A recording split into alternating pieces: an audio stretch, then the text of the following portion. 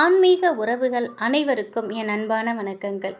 காலத்தால் வரக்கூடிய கஷ்டங்களை எல்லாம் கஷ்டம் இல்லாமல் நம்ம கடந்து போகணும்னா நம்ம செய்ய வேண்டிய வழிபாடு காலபைரவர் வழிபாடு.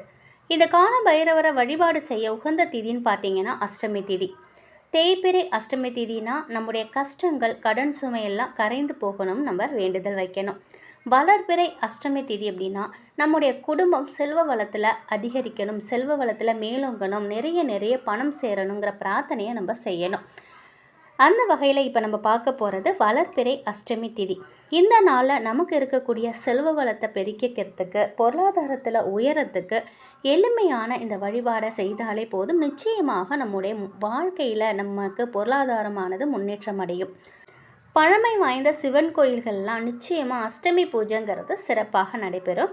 அஷ்டமி திதி எப்போன்னு பார்த்தீங்கன்னாக்கா 6/3/2025 மாலை 3:55 வரை சப்தமி திதி இருக்குது. அதாவது நாளைய தினம் வியாழக்கிழமை மதியம் 3:55க்கு பிறகு அஷ்டமி திதி தொடங்குது. வெள்ளிக்கிழமை 7/3/2025 வெள்ளிக்கிழமை பிற்பகல் 2:03 வரைக்கும் அஷ்டமி திதி இருக்குது. பைரவருக்கு அஷ்டமி திதி நாளில் நம்ம செய்யக்கூடிய இந்த எளிமையான வழிபாடு நிச்சயமாக நம்ம வாழ்க்கையில் ஒரு பிரம்மாண்ட வெற்றியை கொடுக்கும் அப்படின்னே சொல்லலாங்க. பக்கத்தில் உள்ள சிவன் கோயிலுக்கு நிச்சயமாக போயிட்டு வாங்க. நாளைய தினம் மாலை நேரத்தில் இரவு நேரத்தில் அங்கே பூஜைகள் நடந்ததுன்னா நீங்கள் நாளைக்கு போய் நீங்கள் கலந்துக்கலாம். இல்லைனாக்கா அடுத்த நாள் வெள்ளிக்கிழமை காலையில் கூட நீங்கள் போய் சிவன் கோயிலுக்கு போயிட்டு பைரவரை வணங்கிட்டு வரலாம். அங்கே எப்போ பூஜை நடக்குதுங்கிறத பார்த்துக்கோங்க. நாளை மாலை 4 மணியிலிருந்து வெள்ளிக்கிழமை மதியம் 2 மணி வரைக்குமே அஷ்டமி திதி இருக்குது. உங்களுக்கு நேரத்திற்கு தகுந்த மாதிரி பார்த்துக்கோங்க. கோவிலுக்கு நீங்கள் போகும் பொழுது நிச்சயமாக அரளிப்பூ வாங்கிக்கிட்டு போங்க. அது ரொம்ப விசேஷம். அரளிப்பூ வாங்கிட்டு போய் பைரவருக்கு கொடுங்க. கூடவே ஒரு புனுகு டப்பா சின்னதாக பார்த்து நல்ல புனுகாக பார்த்து வாங்கிக்கோங்க. இதை கொண்டுட்டு போயிட்டு நீங்கள் அங்கே அர்ச்சகர்கிட்ட கொடுங்க. சிவன் கோயிலில் அவங்க அதுலேருந்து கொஞ்சமாக பைரவருக்கு பூசிட்டு அங்கே பூஜை நடக்கும் இல்லையா, அப்போ அதை பைரவர் பாதத்திலே வச்சு தர சொல்லி அர்ச்சகர்கிட்ட சொல்லிவிடுங்க. அவர் அதுலேருந்து கொஞ்சம் எடுத்து பைரவருக்கு கொடுத்துட்டு திரும்பி அவங்க பாதத்தில் வச்சு பூஜை எல்லாம் முடித்ததுக்கப்புறம் திரும்ப உங்ககிட்ட கொடுப்பாங்க. அந்த புனுகை நீங்கள் வாங்கிக்கிட்டு வீட்டுக்கு வாங்க. வந்ததும் உங்கள் வீட்டில் குலதெய்வத்தை நினச்சி மனசார வேண்டிக்கிட்டு ஒரு தீபம் ஏற்றி வைங்க. அதுக்கப்புறம் உங்கள் வீட்டில் பணம் இருக்கும் இல்லையா, அந்த பணத்தில் நகையிலெல்லாம் இந்த புனுகை கொஞ்சோண்டு தடவி வைங்க.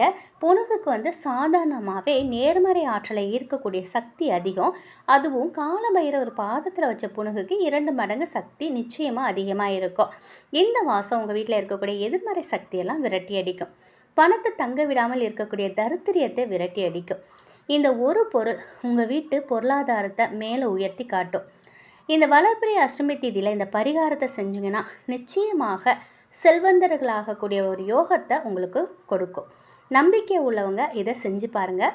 அதே போல் உங்கள் வீட்டில் சொத்து அடமான பத்திரம் இல்லை நகையை அடமானம் வச்ச சீட்டு ஏதாவது இருந்ததுனாலும் அதில் இந்த புனுகை லேசாக தடவி விடுங்க.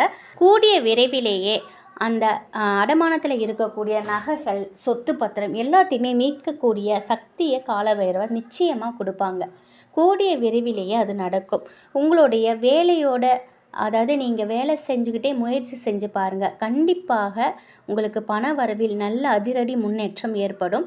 வளர்பிறை அஷ்டமி திதியில் எப்பொழுதுமே இதை செய்கிறத ஒரு பழக்கமாக வச்சுக்கோங்க. அதே போல் திருநாய்களுக்கு அஷ்டமி திதியில் வளர்பிறையோ தேய்பிறையோ இந்த அஷ்டமி திதியில் திருநாய்களுக்கு பிஸ்கட் வாங்கி போடுற பழக்கத்தை நீங்கள் வச்சுக்கோங்க. எப்பொழுதுமே நீங்கள் இந்த மாதிரி கொடுக்கலாம். பிஸ்கட் வாங்கி போடுறதுனால உங்களுக்கு பைரவரோட முழு அருள் உங்களுக்கு கிடைக்கும் அப்படின்னே சொல்லலாம். நீங்கள் எப்பொழுதுமே திருநாய்களுக்கு பிஸ்கட் வாங்கி போடுற பழக்கத்தை உண்டு பண்ணிக்கோங்க. அதுக்கப்புறம் பார்த்திங்கன்னா கடன் தொல்லையிலிருந்து விடுபட, எதிரி தொல்லையிலிருந்து, கண் திருஷ்டி, ஏவல், பில்லி, சூனியம், செய்வினை இப்படி எல்லா பிரச்சனையிலிருந்தும் விடுபடுறதுக்கு காலபைரவரை நீங்கள் வழிபாடு செய்யுங்க. நிச்சயமாக அடுத்தவங்களுடைய பொறாமை எண்ணத்தால் உங்களுடைய வீட்டில் பிரச்சனை வருது இல்லையா, அந்த பிரச்சனை நீங்கும். உங்கள் வீட்டை பாதுகாக்க காவல் தெய்வமாக நம்ம காலபைரவரே வந்து நம்மக்கிட்ட இருப்பாங்க. அதற்கும் ஒரு பரிகாரத்தை இதில் பார்த்துடலாம். காலபைரவரை நினைத்து இந்த பரிகாரத்தை உங்கள் வீட்டிலையே நீங்கள் செய்யலாம். நல்ல ஒரு பலனை கொடுக்கும். இந்த பரிகாரத்திற்கு ஒரு எலுமிச்சை பழம் 8 மிளகு தேவை. ஒரு எலுமிச்சை பழத்தை 2ஆக நறுக்கி ஒரு பாதி எலுமிச்சை பழத்தில் 4 மிளகு, இன்னொரு பாதி எலுமிச்சை பழத்தில் 4 மிளகு வைங்க. எலுமிச்சை பழத்திற்கு மேலே மிளகு நல்லா அழுத்தி வச்சோன்னா அது நிற்கும். வட்டமாக இருக்கக்கூடிய எலுமிச்சை பழத்தில் 4 திசையிலையும் 4 மிளகு வைங்க.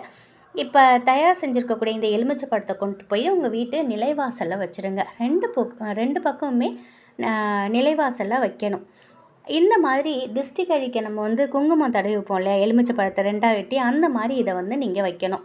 இதை வச்சுட்டு நிலைவாசல்லே நின்று பைரவா எனக்கு என்னுடைய வீட்டுக்கு நீங்கள் தான் காவல்னு மனசார பிரார்த்தனை பண்ணிக்கோங்க. உங்கள் முழு மனசார ஓம் காவல் தெய்வமே போற்றி போற்றி, ஓம் கால பைரவரே போற்றி போற்றி இந்த மந்திரத்தை 27 முறை சொல்லிட்டு, பைரவா நீ தான் என் குடும்பத்துக்கு காவலாக நிற்கணும், உன்னை நம்பி தான் நான் இருக்கேன், என் குடும்பம் இருக்குது அப்படின்னு பிரார்த்தனை பண்ணிக்கோங்க. இதை வந்து நீங்கள் இரவு கூட செய்யலாம். அதாவது நாளை இரவு ஒரு 8 மணி வாக்கில் கூட நீங்கள் இதை செய்யலாம்.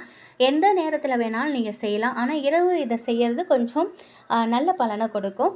இந்த மாதிரி நீங்கள் செஞ்சுட்டு காலபைரவரை அழைச்சிங்க அப்படின்னாக்கா பைரவர் நிச்சயமாக உங்கள் வீட்டிற்கு காவலாக இருப்பாங்க. நம்பிக்கையோடு அழைத்தா எந்த தெய்வமாக இருந்தாலும் நிச்சயமாக வருவாங்க. சிவனோட மறு அம்சம் காலபைரவர். இவரை அவருக்கு உகந்தது பார்த்திங்கன்னா மிளகு. இந்த மிளகு ரொம்ப ரொம்ப காலபைரவருக்கு உகந்தது. தேவலோக கனி எலுமிச்சப்பழம். இந்த மிளகும் இந்த எலுமிச்சப்பழமும் சேரும் பொழுது நிச்சயமாக காலபைரவரோட ஆசீர்வாதமும் காவலும் நமக்கு கிடைக்கும். அதற்கு முழு நம்பிக்கை நமக்கு வேண்டும். இதை வந்து நாளைய தினம் அல்லது நாளை மறுநாள் அந்த அஷ்டமி திதி முடியறதுக்குள்ளே இதெல்லாம் நீங்கள் செய்யுங்க. முழு மனதோட காலபைரவரை வணங்குங்க. நிச்சயமாக உங்கள் வீட்டில் எந்த பிரச்சனையாக இருந்தாலும் சரிங்க நீங்கும். அதே போல் செல்வம் உங்கள் வீடு தேடி வரும். அதற்கு முதல்ல நம்ம கடினமாக உழைக்கணும், நேர்மையாக இருக்கணும். உழைப்போடு சேர்ந்து இந்த பரிகாரங்கள் வழிபாடுகள் செய்யும் பொழுது நமக்கு நல்ல ஒரு பிரம்மாண்ட வெற்றி கிடைக்கும். இந்த ஒரு தகவல் உங்களுக்கு பயனுள்ளதாக இருந்திருக்கும் அப்படின்னு நம்புகிறேன். நன்றி.